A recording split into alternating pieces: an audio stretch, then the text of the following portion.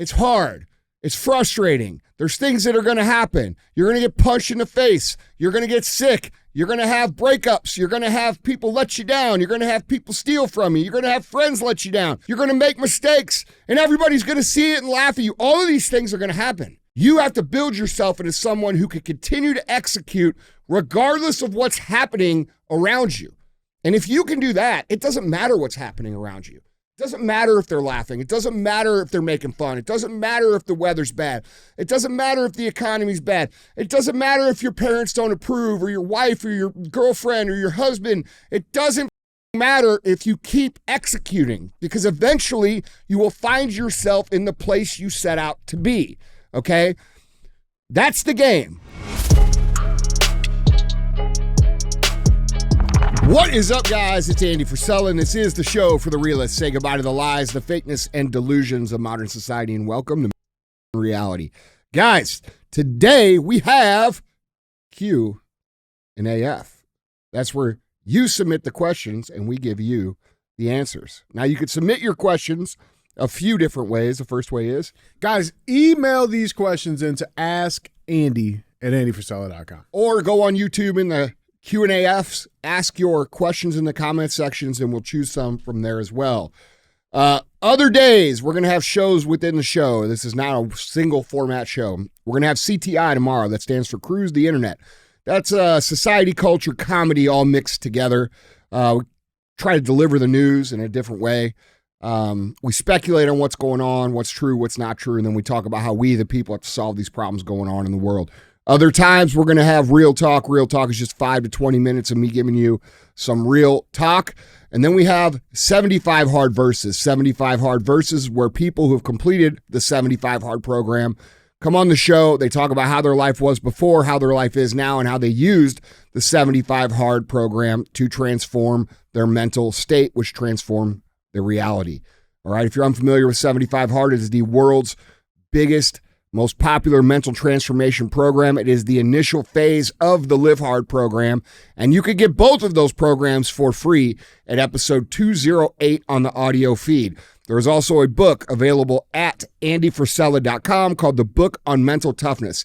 It covers the entire Live Hard program, plus a whole bunch of chapters on mental toughness, why it's important, how to use it, and has some case studies on some famous people as to, you know, how they got to be famous using these skills. So go get the book if you want. It's for people who, I don't know, like the ins and outs and the ups and downs and all the details like me. I have to know everything before I start things. Or you could just go to episode 208, get the whole thing for free. It's your choice. Book is very popular. We're always sold out. So if we're sold out, that sucks for you. I mean, it does. One thing about this show, we don't run ads on the show, okay? We're the biggest show in the world that doesn't run ads.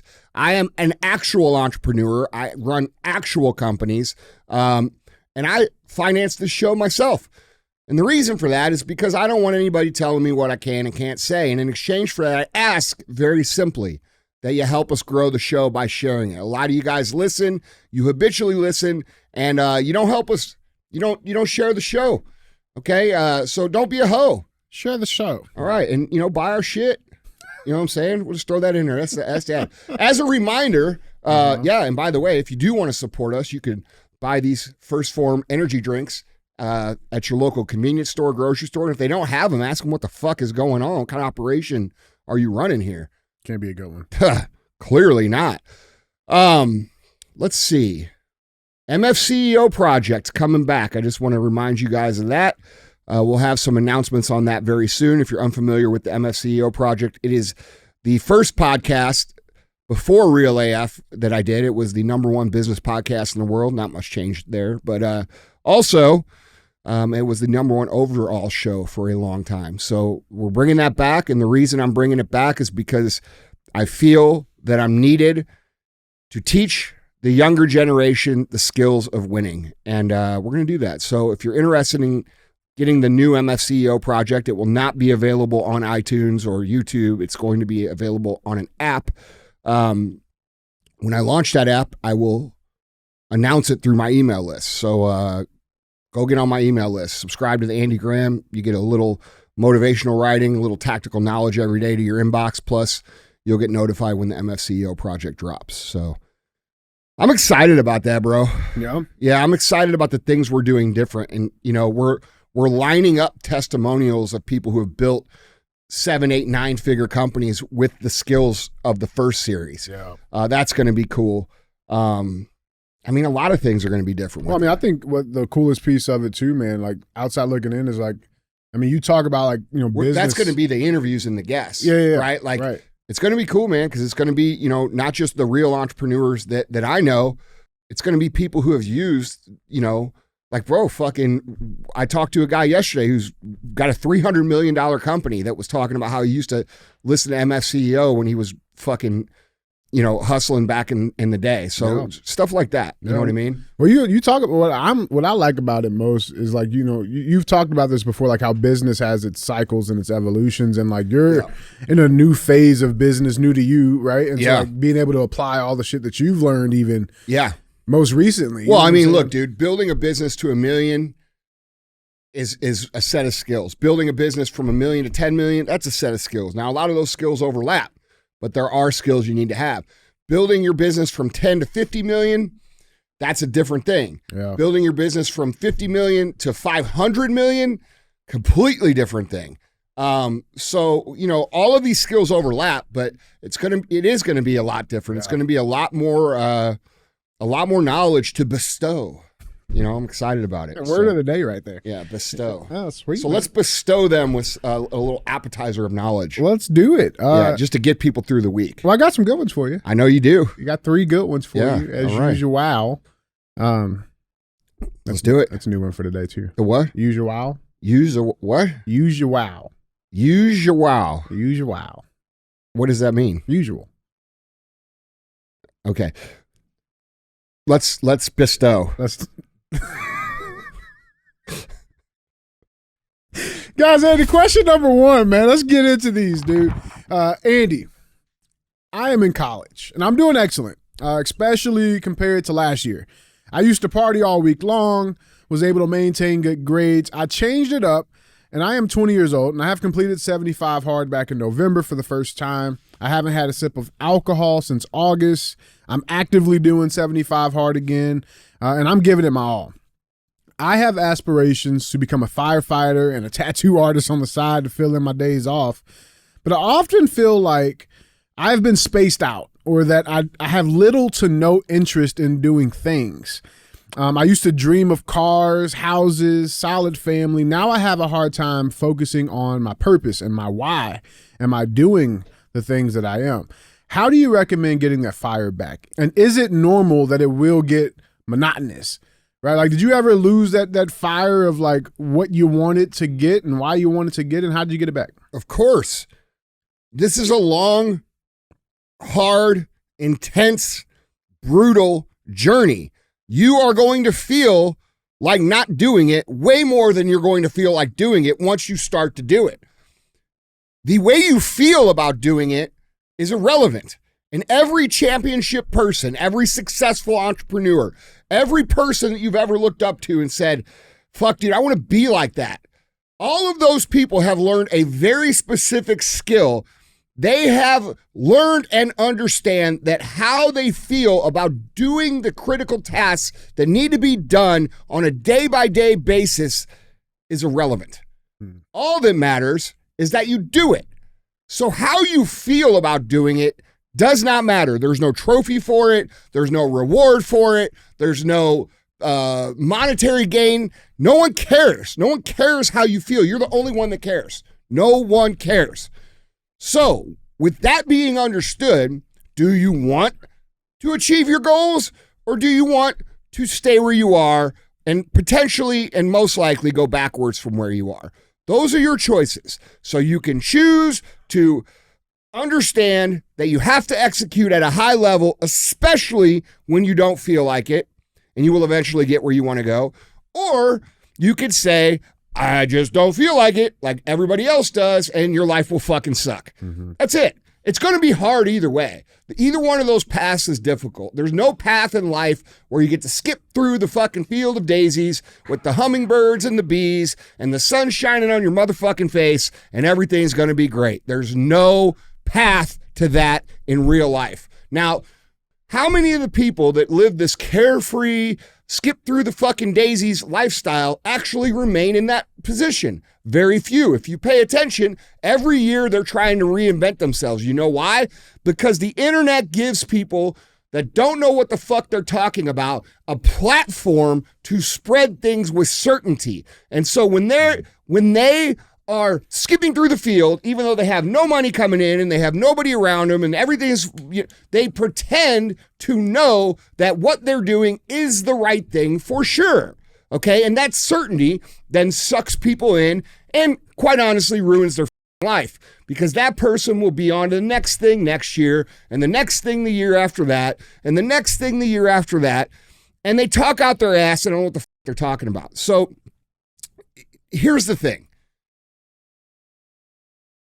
Of course, you're not going to feel like it most of the time. This is why you have to train yourself to execute, which is called discipline, when you don't feel like it or when you're lacking motivation. This is the entire point of the Live Hard program. It's the entire reason that the Live Hard program exists and why it's the most popular mental toughness discipline training program in the world. It's not because it doesn't work. It's because it trains you to make the better decision, not the harder decision, the better decision when you don't feel like making it. Okay. And that's another thing. Why don't you reframe the decisions that you are making from this is the hardest decision to this is the better decision. This is what's going to move me forward. This is what's going to get me what I want. When you think about it like that, it makes it a lot easier to get off your ass and go fucking do it. So yes, it is absolutely normal to not feel like doing it. There is not a single person who has ever achieved anything that you want to achieve that has felt like it every single day. It's hard. It's frustrating. There's things that are going to happen. You're going to get punched in the face. You're going to get sick. You're going to have breakups. You're going to have people let you down. You're going to have people steal from you. You're going to have friends let you down. You're going to be embarrassed. You're going to make mistakes, and everybody's going to see it and laugh at you. All of these things are going to happen. You have to build yourself into someone who can continue to execute regardless of what's happening around you. And if you can do that, it doesn't matter what's happening around you. It doesn't matter if they're laughing. It doesn't matter if they're making fun. It doesn't matter if the weather's bad. It doesn't matter if the economy's bad. It doesn't matter if your parents don't approve or your wife or your girlfriend or your husband. It doesn't fucking matter if you keep executing, because eventually you will find yourself in the place you set out to be. Okay? That's the game. And I don't know how to explain it any better. Like, if you are going to be a slave to your emotion, you are going to lack control in all areas of your life forever. You cannot be a slave to how you feel. Decisions made about your life have to be made with the outcome in mind, and you have to commit to taking those actions with the outcome in mind, understanding that if you don't take them, your life is going to be shitty, and you're going to be frustrated, and you're going to be fucking disappointed and unfulfilled. And dude, it's just it's the way it is. Yeah. Let's tie this into materialism, because he mentioned, like, you know, he had these dreams of cars and houses and stuff. And I know for you, it was a Lamborghini Countach, right? Mm-hmm. Yeah. How important was that for you? Like, I mean, like, we talk about motivation, right? Like, it's hard to, like, on those days you don't feel like doing shit. I mean, is that really what you look towards? Like, is that, you know what I'm saying? Like, what did Dude, listen, this game is so hard. You got to use whatever the you can. Okay? Yes, material goals are an amazing motivator, especially when you don't have anything. When you can't go to dinner at the nice restaurants and you're driving a rusted out beater and you're embarrassed to get out of the car and all these things, that sucks. Okay, your life is much better when you're driving a nice car. That's reality, dude. Yeah. And anybody who tells you different hasn't driven a nice car. That's just the facts. That's true. All right? A lot of people like to say, oh, that shit doesn't matter. It's just transportation, A to B. Well, have you ever gone anywhere in a Bugatti? Yeah, right. Because it's pretty cool. A to B is pretty cool. Yeah. And you get there a lot faster. All right? So don't listen to that have never experienced the experiences that you want to experience because they have no perspective or standing to comment on it. Okay. So anything that you can do to drive you is a good thing. Some people, it's money. Some people, it's cars. Some people, it's lifestyle. Some people, it's watches and suits. And by the way, it was all those things for me for a long time, okay? Because I was young and I lacked the understanding of how to drive myself without those things. And once I got all those things in business, once I accumulated some cool stuff and I realized like, well, dude, there's only so much cool shit you can get. Okay. And then I did some searching internally and tried to, like I probably going through a lot of what this young man's going through, right? Where he's thinking like, well, why am I doing this? And what I started to realize is that, I looked around and I'm like, well, there's at that time we probably had 80 guys total, 80 people. And I looked around, I'm like, well, this guy depends on this. This guy depends on this. That guy's not driving a nice car yet. That guy hasn't bought a house. And I started to realize my obligation was not just to myself, it was to everybody else. And so as I progressed through the process, my drive and purpose changed. And it became from what you probably most people would consider a selfish purpose. I want this, I want that, which is natural. When you don't have shit, you got to take care of yourself to solve that problem, okay? Yeah. But once you have it, this is why you hear a lot of people go broke once they get some success because they lack the ability to redefine what their purpose actually is. And so I got to a point where I had all this stuff. I started looking around and then I expanded my purpose, okay? I expanded my purpose. I realized, well, dude, you still got a long way to go. You got to scale these companies so that the people who helped you get where you are can have opportunities to get what they want, okay? So that became like a second purpose and a new wind in my sails, which pushed me down. Now, by the way, still love the cars. I really don't care about watches anymore. I like suits. But the point is, none of that shit really gets me that excited, okay? So once in a while it does, but that's really not it, okay? And by the way, now I have companies built to where really anybody that's in these companies has unlimited opportunity and upward mobility if they want to dedicate themselves to it the proper way. Right. So that was that, okay? So I did that, and I'm continuing to do that. So what's my bigger purpose past that? Once I did, so what am I supposed to go home and at 42 years old and sit on the couch and fuck off? That wasn't very fun. So then I had to redefine my purpose again.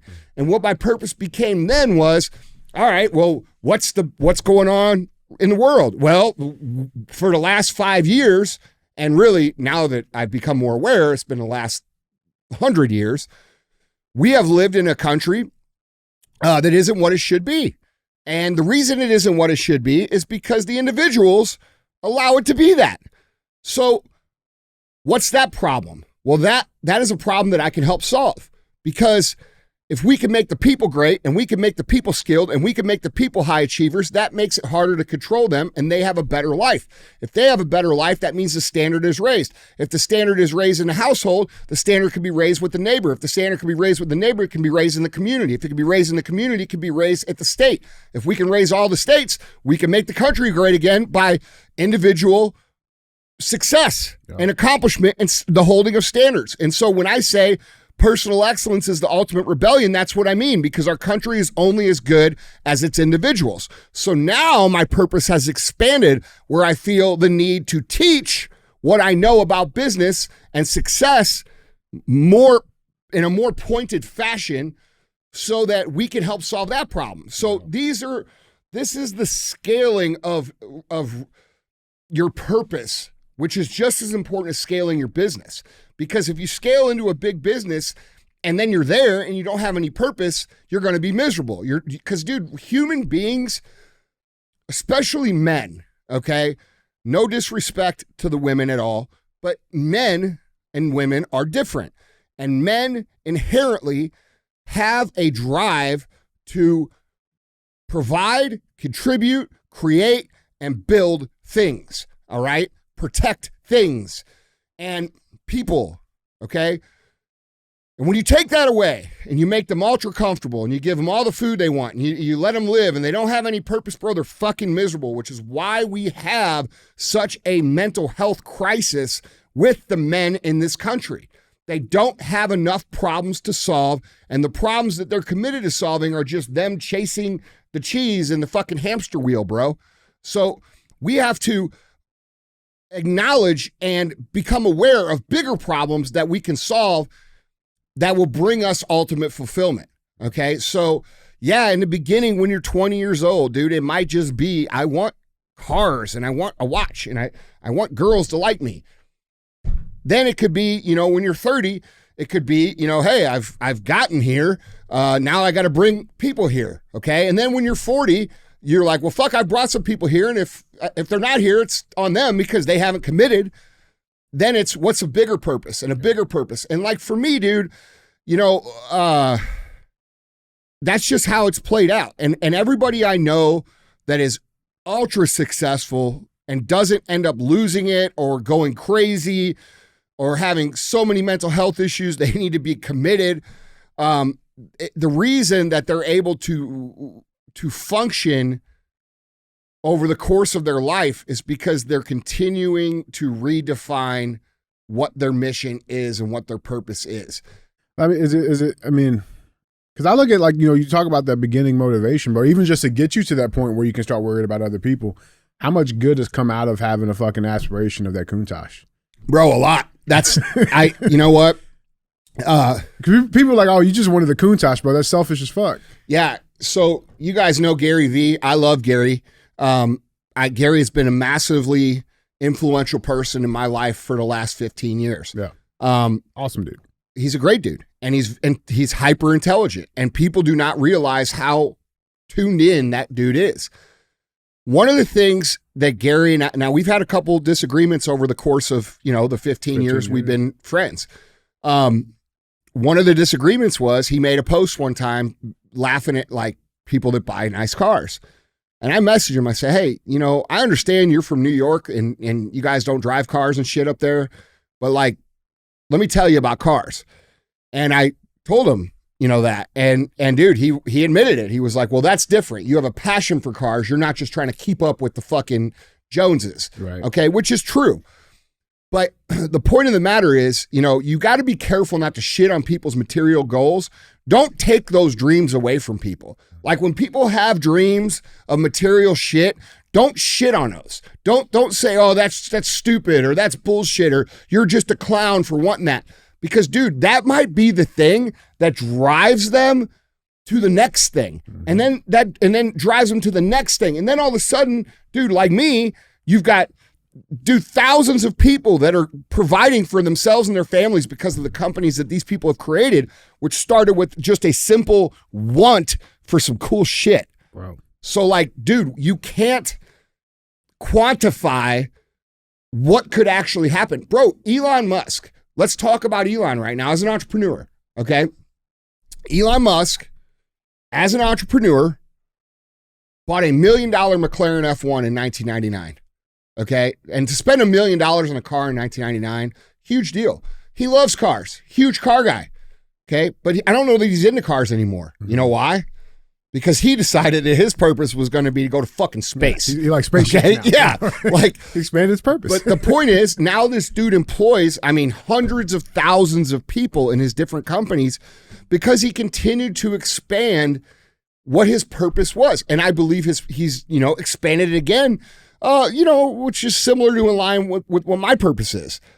So, he's looked at the world and he's like, well, fuck, we got to fix this, and, that's how it goes, bro. And if you want to actually win long-term, you have to redefine what that purpose is going to be over and over and over again. And, if you want to be a responsible role model and leader, I don't think you should shit on people's goals because you never know what that's going to lead to. I love it, man. I love it. Guys, Andy, question number 2. Hey, Andy, I've listened to nearly every episode since 2017, and I want to thank you for being the main source of my business growth over the years. My question is this, Andy. You've talked on the podcast about severe anxiety before. I'm 24 years old, and for the first time in my life, I've started to have the exact same problem. Some days it's to the point where I want to stay in bed, take a loss just to be able to function for the rest of the week. With so many depending on me to succeed, I don't want to slow down. In fact, I want to do more. How have you built up your resilience to these issues, and what do you do when that stuff happens now? Talking about anxiety specifically. All right, I got a lot to say here. Number one, when you consume content on the internet as an entrepreneur, as an ambitious person, as someone who wants to succeed, you have to consume it with the filter of, this is not for people who are doing what I want to do. This is for everybody else. Entrepreneurs, driven people, ambitious people have a different set of rules to the game that apply to them than everybody else. And so when you consume all of this shit that's telling you you have to do this and you have to live like that and you better feel like this, all of a sudden we start analyzing ourselves and we're like, well, fuck, dude, I'm not really any of those things. Yeah. And then you end up in a situation where you feel anxious about it. You feel like you're fucked up or there's something wrong with you. Yeah. And dude, that shit will drive you crazy. So that's point number one. Stop consuming all the data on the internet written by motherfuckers who haven't done anything near what you want to do. And let me explain something to you. That includes people who just have a podcast. That includes people who just have a coaching business. I'm talking about people for entrepreneurship who have built actual companies. Listen to them. Read what they say. And everybody else can get the fuck out of the way. Okay, that's what you have to understand. If you consume the rules of the game written by people who have never played the game and who have never even come close to winning the game, you're going to feel crazy. And that's most of the information on the internet. Most of these people writing the therapy memes and most of the people who are writing the, these Feel good shit. Yeah. There's, first of all, most of those people are stealing the writing. They don't even know what the fuck they're writing. And it just doesn't apply, bro. We live by, to be a successful entrepreneur, it takes a different path. That's it. And so if you're on a path and you're reading about all the other paths, you're going to be confused and you're going to start analyzing yourself because, dude, we want to be the best as entrepreneurs, as ambitious people, as people who want to build and create and become things. We want to be the best. So when we lack these little things that, other people say that they should have, we start feeling bad and we get anxiety and we judge ourselves. And the reality is those are the rules for everybody else. The rules for us are different. And once you figure that out, you have far less anxiety. Number two, we need to realize that people need people like us. They need people that are hungry. They need people that want to build. They need people that are obsessed. They need people that are going to create and become and do the things for the world that the world fucking enjoys.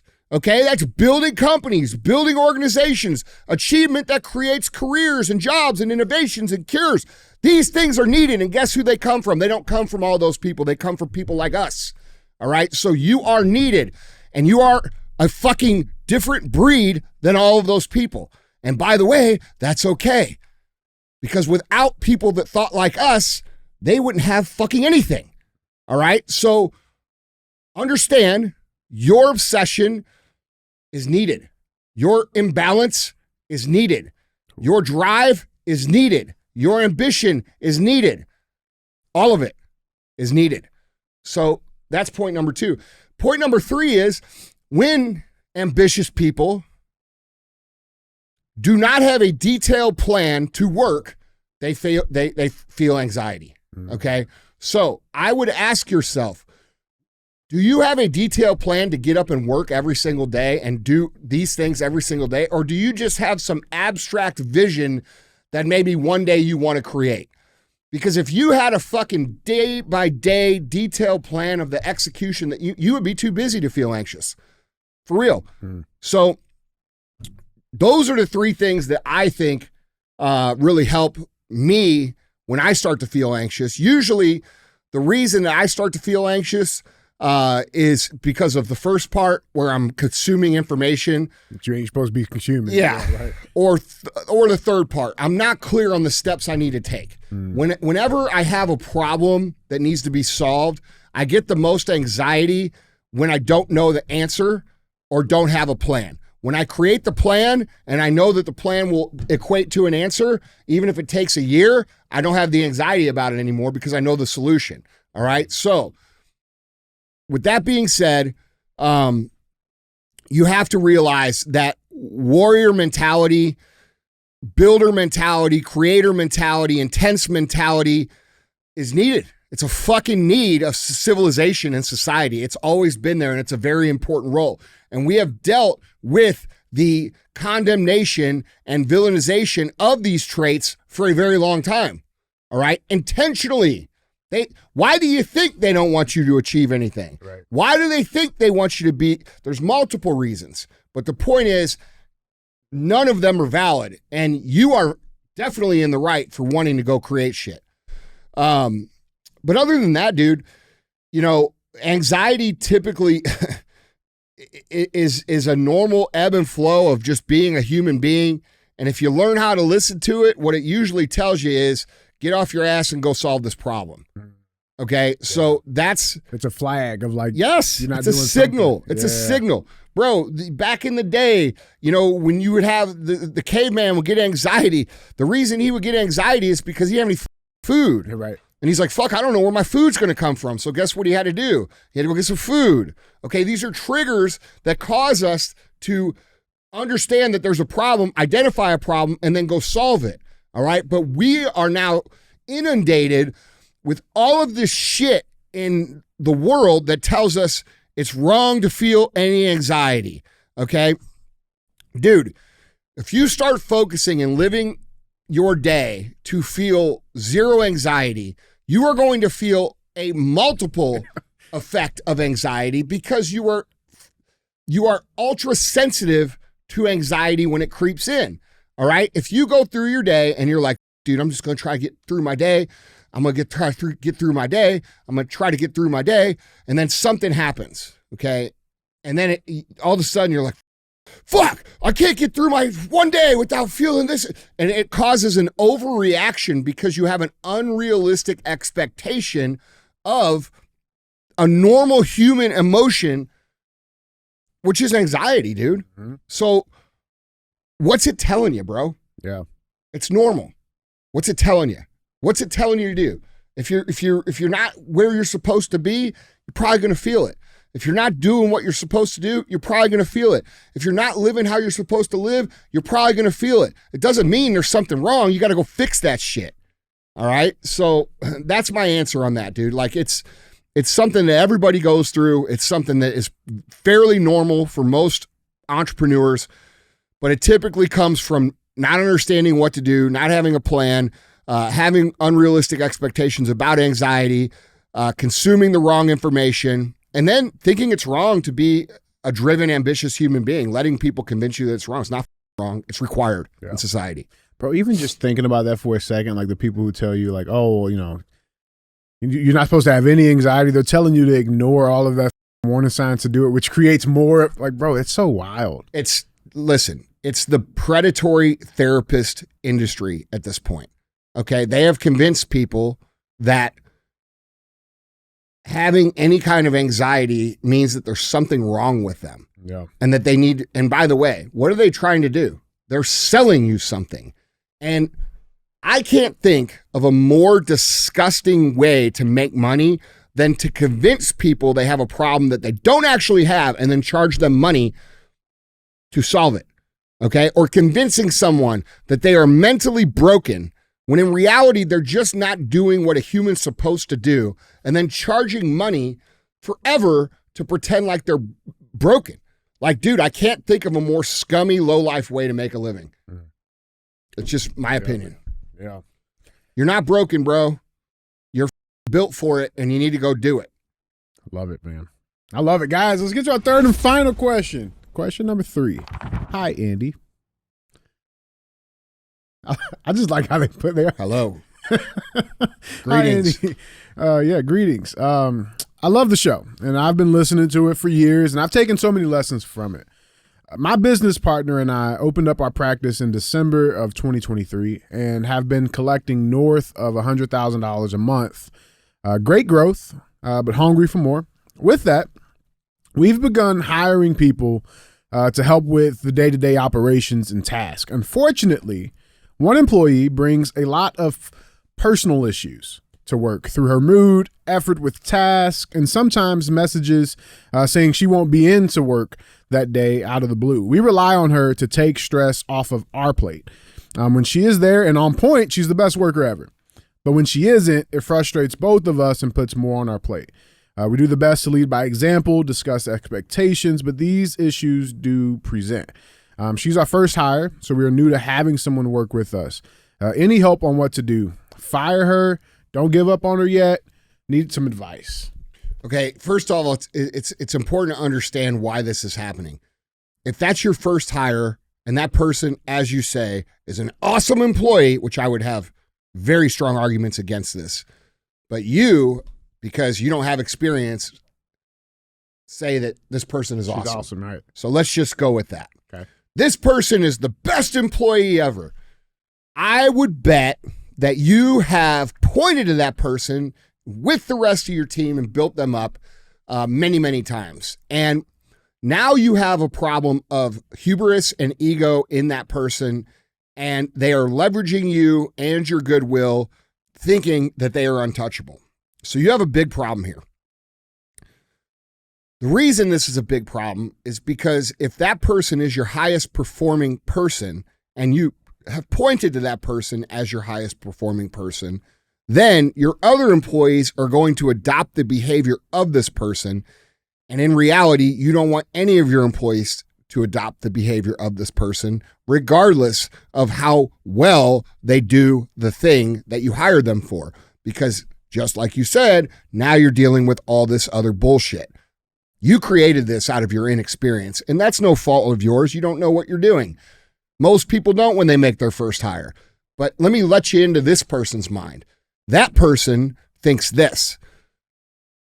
They need me. I was their first hire. I'm the best at what I do. I can get away with not showing up sometimes. I can get away with not doing the certain things like everybody else. That's what they think.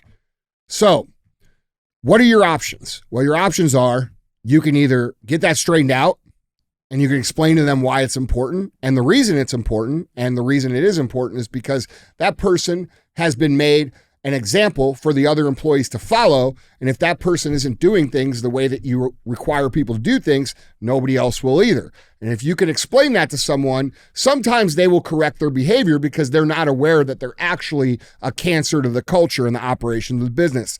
But more than likely, that person is going to continue to believe they need me and I can do whatever I want. And they will eventually go back to their old ways. So my recommendation would be to fire them and then get everybody in a room and tell them this.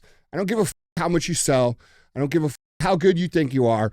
I don't care how much you think we're going to do things a certain way here, and they're going to be done that way. And if you don't do them this way, you won't be here. And what that does is that shows your team that it doesn't matter who it is. If they don't contribute and they aren't a cultural fit and they don't do the basics, they're not going to be here. Okay? What do you think the rest of the team will do now? They're going to say, and the conversation will go like this, well, if they're getting ready to get rid of Michelle and she's killing everybody, I mean, fuck, dude. We better do what we're told and we better do it right. Yeah. Okay? So you're dealing with a lot of conversations and a lot of thoughts and things that you're not actually getting to see. But if you've been in business long enough, you know how it goes. So this is a normal thing that you're probably going to deal with over and over again as a business owner. You're going to have people that come in, they get so much better than everybody else that they think the rules don't apply.